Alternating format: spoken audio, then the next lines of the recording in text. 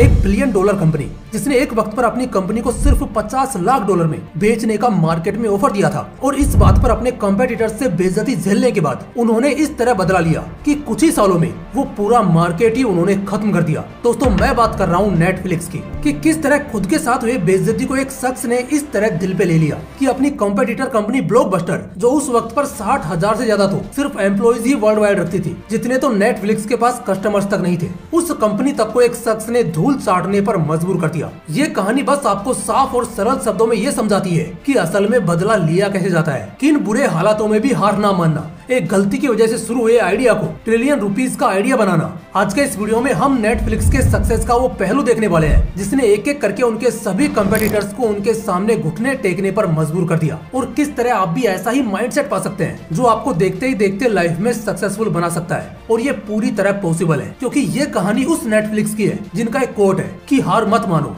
हमने भी सिर्फ डीवीडी बेचने से शुरुआत की थी।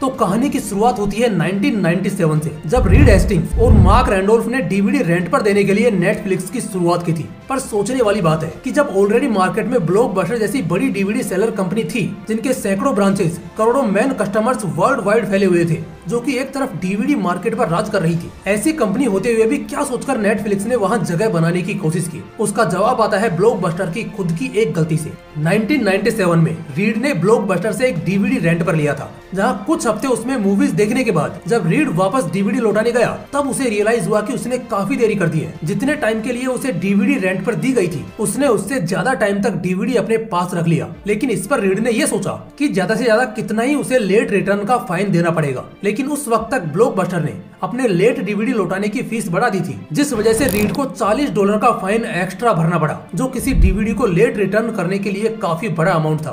रीड को इतने पैसे देने के बाद अंदर ही अंदर गिल्ट हो रहा था और ब्लॉकबस्टर की इसी गलती से आए गिल्ट से नेटफ्लिक्स के आइडिया का जन्म हुआ। रीड ने सोचा कि डीवीडी लेट रिटर्न करने की प्रॉब्लम लाखों लोग झेल रहे होंगे, साथ ही कई लोग जो मूवीज को और कुछ समय तक देखना चाहते होंगे वो इस वजह से मूवी को एंजॉय नहीं कर पा रहे होंगे। और इसी प्रॉब्लम के सॉल्यूशन के तौर पर रीड ने अपने फ्रेंड मार्क के साथ नेटफ्लिक्स की शुरुआत की, जिसका मेन फोकस ही था लोगों को कम से कम रेंट में ऑनलाइन डीवीडी प्रोवाइड करना, जहां इनके बिजनेस को ऑनलाइन ले जाने के पीछे भी काफी कारण थे। तो हुआ ये कि मार्क, जो कि उस वक्त वेब 2.0 की बूम को समझ पा रहे थे, उन्हें समझ आ रहा था कि आगे आने वाले सालों में ज्यादातर चीजें ऑनलाइन ही शिफ्ट होने वाली है। इस वजह से वो एक ऐसे बिजनेस की तलाश में लगे हुए थे जिससे वो ऑनलाइन स्टार्ट करके लोगों को सर्विस प्रोवाइड कर सके। और इसके पीछे उनका मोटिवेशन था Amazon.com, जो कि उस वक्त सिर्फ ऑनलाइन बुक्स वगैरह सेल किया करता था और हर तरफ अमेजोन का नाम चर्चा में था। इस दौरान रीड अपने दोस्त मार्क के पास मूवी रेंट करने को लेकर एक नए आइडिया के साथ आते हैं और इस आइडिया का इंस्पिरेशन उन्हें अपने जिम से मिला था। उन्होंने गौर किया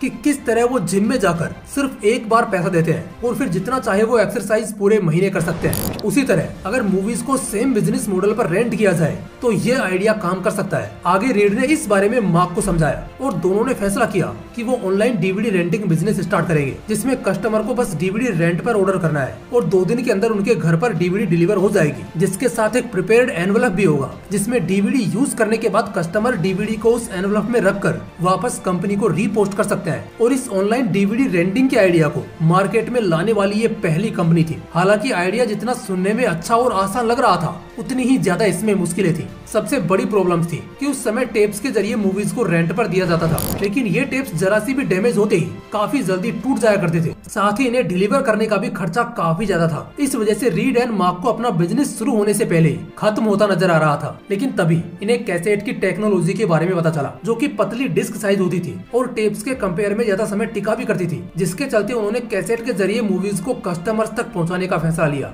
अगस्त 1997 में इन्होंने अपने नेटफ्लिक्स वेबसाइट को लॉन्च किया, जहां 30 एम्प्लॉयज के साथ शुरुआत करने के बाद पहले दिन ही इनका वेबसाइट क्रैश हो गया। लोगों की इतनी ज्यादा डिमांड आने लगी कि उसी दिन इन्हें 8 नए सर्वर्स अपने वेबसाइट के लिए बिठाने पड़े, जिसके बाद इनके पहले महीने का रेवेन्यू $90,000 बना और एक साल का रेवेन्यू करीब $1.5 मिलियन बना, जिसे देखकर ये खुद भी काफी ज्यादा हैरान थे। इन्होंने एक्सपेक्ट नहीं किया था कि वो इतना अच्छा रेवेन्यू बस पहले महीने में ही बना लेंगे, पर इस रेवेन्यू से वो बस हैरान थे। कुछ नहीं, असल में इनके खुश न होने के पीछे का कारण था इनका ही बिजनेस मॉडल, जो इन्हें फेल होता हुआ नजर आ रहा था। नेटफ्लिक्स की शुरुआत इसलिए की गई थी ताकि कस्टमर एक सब्सक्रिप्शन मॉडल पर डीवीडी को रेंट कर सके, यानी कि 1 महीने के लिए पे करके पूरे महीने जितना चाहे उतना डीवीडी यूज करे। लेकिन आगे इन्होंने गौर किया कि उनके मंथली 90,000 के रेवेन्यू में से 89,000 का रेवेन्यू इस मॉडल से नहीं आ रहा था, क्योंकि कस्टमर्स डीवीडी को सब्सक्रिप्शन पर रेंट करने के बजाय डायरेक्ट डीवीडी खरीदने पर ज्यादा फोकस कर रहे थे। और इस चीज से इन्हें 2 प्रॉब्लम्स हो रही थी। पहला कि इनकी सबसे बड़ी कॉम्पिटिटर ब्लॉकबस्टर भी यही काम कर रही थी। जहां वो ऑफलाइन डीवीडीज बेच रही थी, वहीं ये ऑनलाइन बेच रहे थे, जिससे ये डर था कि अगर अगले ही हफ्ते ब्लॉकबस्टर ने अपना वेबसाइट लॉन्च कर दिया तो नेटफ्लिक्स कभी भी उसके सामने खड़ा नहीं रह पाएगा। और दूसरा कि जब यूजर किसी डीवीडी को रेंट करेगा तो कुछ समय बाद वो डीवीडी लौटा देगा, यानी कि एक ही डीवीडी तब तक इस्तेमाल की जा सकती है जब तक वो खराब ना हो जाए। वहीं एक बार डीवीडी सेल होने के बाद उन्हें उसकी जगह एक नया डीवीडी खरीदना पड़ेगा और उससे फिर एक्स्ट्रा प्रॉफिट नहीं बनाया जा सकता। इसी के चलते इन्होंने अपने सब्सक्रिप्शन मॉडल पर ज्यादा काम करने के बारे में सोचा। और इसी बीच इन्हें जेफ बेजोस की तरफ से कॉल आया, जिन्होंने नेटफ्लिक्स को $12 मिलियन में खरीदने का ऑफर दिया, जिसे रीड और मार्क ने रिजेक्ट कर दिया, ये सोचते हुए कि भले ही उनका बिजनेस मॉडल इस वक्त काम नहीं कर रहा है, पर आगे वो किसी तरह इसे सक्सेसफुल बना ही लेंगे। जिसके लिए आगे उन्होंने कई कैंपेन और स्ट्रेटेजी लगाई, पर इनका हर एक एफर्ट फेल होता चला गया, जिस वजह से उन्हें समझ आ गया कि अब उनका बिजनेस ज्यादा समय नहीं चल पाएगा। इसलिए उन्होंने कंपनी सेल करने का फैसला लिया और अगले ही दिन अपने कंपटीटर ब्लॉकबस्टर के पास अपनी कंपनी सेल करने के लिए पहुंच गए, ये सोचकर कि उनकी कंपनी भी सेल हो जाएगी और उन्हें ब्लॉकबस्टर में काम करने का मौका भी मिल जाएगा। जहां ब्लॉकबस्टर के सीईओ ने अपना आधा घंटा देकर इनकी पूरी बातें सुनी और जब एंड में इनसे पूछा कि तुम कितने में अपनी कंपनी बेचना चाहोगे, जिस पर इन्होंने $50 मिलियन कहा। और ये सुनते ही वो सीईओ उन दोनों की तरफ देखकर जोर जोर से हंसने लगा। और यही वो पल था जब रीड एंड मार्क समझ गए थे कि ब्लॉकबस्टर का सीईओ हमारा मजाक बनाने के लिए ही आधे घंटे से हमारी बातें सुन रहा था। ब्लॉकबस्टर कभी भी नेटफ्लिक्स को खरीदने में इंटरेस्टेड ही नहीं था। इसी वजह से इतना कम ऑफर देने के बाद भी उसने नेटफ्लिक्स को नहीं खरीदा और सिर्फ रीड एंड मार्क को बेइज्जत करके वहां से लौटने पर मजबूर कर दिया। लेकिन ब्लॉकबस्टर के सीईओ को यह नहीं पता था कि उसका ये घमंड कुछ ही सालों में उसे डुबाने वाला है। धीरे धीरे हर जगह नेटफ्लिक्स का नाम फैलने लगा। ब्लॉकबस्टर उस वक्त इस सोच में था कि उन्हें ऑनलाइन आकर डीवीडी सेलिंग पर ध्यान देने की कोई जरूरत नहीं है। ऑलरेडी वर्ल्ड वाइड हजारों में उनके स्टोर्स हैं, जो कि कस्टमर्स के लिए एनफ है। और एक तरह से वो ऑनलाइन बिजनेस को एक टाइम पास वाली चीज समझ रहे थे। ये गलती उन्हें तब रियलाइज हुई जब काफी समय बीत गया और 2004 के आते आते ब्लॉकबस्टर ने अपने अच्छे खासे कस्टमर्स को लूज करना शुरू कर दिया। वहीं ब्लॉकबस्टर ये देखकर भी हैरान था कि दूसरी तरफ नेटफ्लिक्स तेजी से उनके कस्टमर्स को एक्वायर करता जा रहा है, जिस वजह से 2004 में ब्लॉकबस्टर ने नेटफ्लिक्स की कॉपी करते हुए अपना भी online DVD renting website launch कर दिया। लेकिन तब तक काफी देर हो चुकी थी। एक तरफ नेटफ्लिक्स 6 मिलियन से ज्यादा यूजर्स को अपने रेगुलर कस्टमर बनाने में कामयाब हो चुका था, वहीं ब्लॉकबस्टर 2 मिलियन यूजर्स तक को भी एक्वायर नहीं कर पा रहा था। पर हैरान करने वाली बात है कि जहां कुछ समय पहले नेटफ्लिक्स का सब्सक्रिप्शन मॉडल काम नहीं कर पा रहा था, वहीं सिर्फ 3 से 4 सालों में ऐसा क्या हुआ जिस वजह से सभी डीवीडी को खरीदने के बदले एक सब्सक्रिप्शन मॉडल की तरफ शिफ्ट होना ज्यादा प्रीफर करने लगे। नेटफ्लिक्स की ऐसी कौन सी स्ट्रेटेजी थी जिसने उसे मार्केट का टॉप लीडर बना दिया? तो हुआ ये कि अपने सब्सक्रिप्शन मॉडल को सक्सेसफुल बनाने के लिए नेटफ्लिक्स ने एडी से चोटी तक का जोर लगाते हुए लगभग हर पैतरा अपनाया, पर एक भी उनके काम नहीं आया। उल्टा इससे उन्हें काफी ज्यादा लॉस हो रहा था। तभी वो एक नए आइडिया के साथ आए कि सब्सक्रिप्शन में आपसे यूजर को 4 डीवीडी दी जाएंगी, जिस बीच में यूजर चाहे तो कोई एक डीवीडी लौटाकर उसके बदले दूसरा डीवीडी भी ले सकता है, और ऐसा वो 1 महीने के अंदर कितनी बार भी कर सकता है। इस तरह कस्टमर्स के पास हमेशा 4 डीवीडीज रहने लगे, जो कि वैसे भी 1 महीने के एंटरटेनमेंट के लिए काफी था, जिसके बीच में अगर कस्टमर्स बोर हो जाए तब वो एक डीवीडी लौटाकर उसके बदले दूसरा डीवीडी लेकर जा सकते हैं। और इस मॉडल ने इतनी अच्छी तरह काम किया कि लॉन्च होते ही कुछ ही महीनों के अंदर लोग इसकी तरफ भागे चले आए। इसी के साथ नेटफ्लिक्स इस बात को भी समझ गया था कि जैसे जैसे लोग ऑनलाइन की तरफ शिफ्ट हो रहे हैं, उसी तरह उनके मूवी देखने का तरीका भी बदलने वाला है। लोग अब डीवीडी से शिफ्ट होकर पूरी मूवी ऑनलाइन वेबसाइट पर देखना ज्यादा पसंद करेंगे। इसी के चलते नेटफ्लिक्स ने अपने वेबसाइट को इम्प्रूव किया और उसे एक प्रॉपर स्ट्रीमिंग साइट बना दिया, जिसमें यूजर 1 महीने का सब्सक्रिप्शन लेकर कितनी भी मूवीज देख सकता था। यानी कि ना तो कैसेट मैन्युफैक्चरिंग का टेंशन, ना ही उसके डैमेज का, और ना ही लिमिटेड मूवीज देखने का। यूजर अब जब चाहे जितनी चाहे मूवीज एंजॉय कर सकता था, वो भी बस 1 टाइम पेमेंट के साथ। इस तरह नेटफ्लिक्स अलग अलग स्ट्रेटेजीज के साथ मार्केट को कैप्चर करने लगा। वहीं दूसरी तरफ ब्लॉकबस्टर फेल होते हुए जा रहा था। पर सोचने वाली बात है कि ब्लॉकबस्टर, जो कि इतनी बड़ी सक्सेसफुल कंपनी थी, क्या वो उस वक्त बैठकर नेटफ्लिक्स के सक्सेसफुल होने का तमाशा देख रही थी? तो इसका जवाब है बिल्कुल नहीं। ब्लॉकबस्टर हर समय नेटफ्लिक्स की कॉपी कर रहा था। ब्लॉकबस्टर के पास पैसों की कोई कमी नहीं थी, जिस वजह से वो नेटफ्लिक्स के हर उस स्ट्रेटेजी को कॉपी कर रहा था जो कि नेटफ्लिक्स ला रहा था। पर इसके बावजूद भी 2010 आते आते ब्लॉकबस्टर की ऐसी हालत हो गई कि उन्हें बैंकरप्सी फाइल करनी पड़ गई।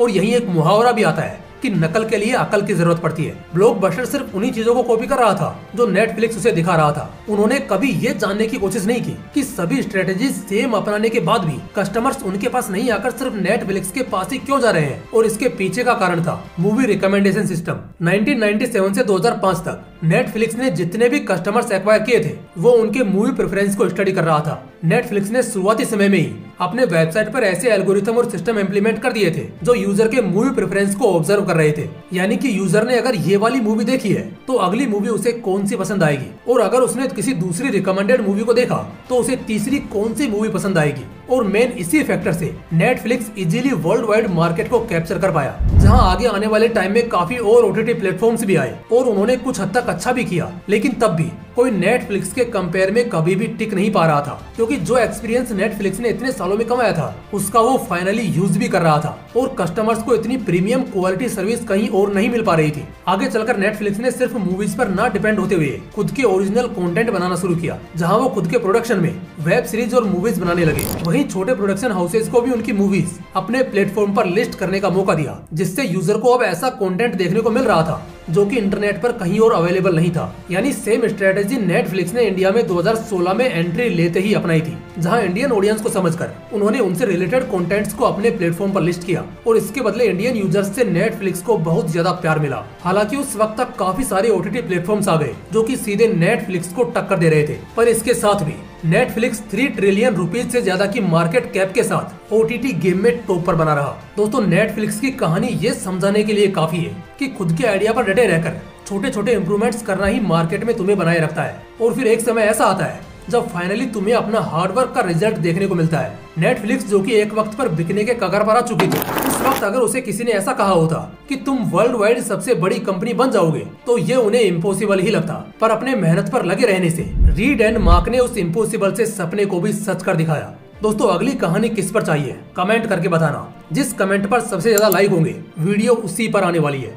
बाकी फिर मिलते हैं नेक्स्ट वीडियो के साथ, तब तक के लिए जय हिंद, जय श्री कृष्णा।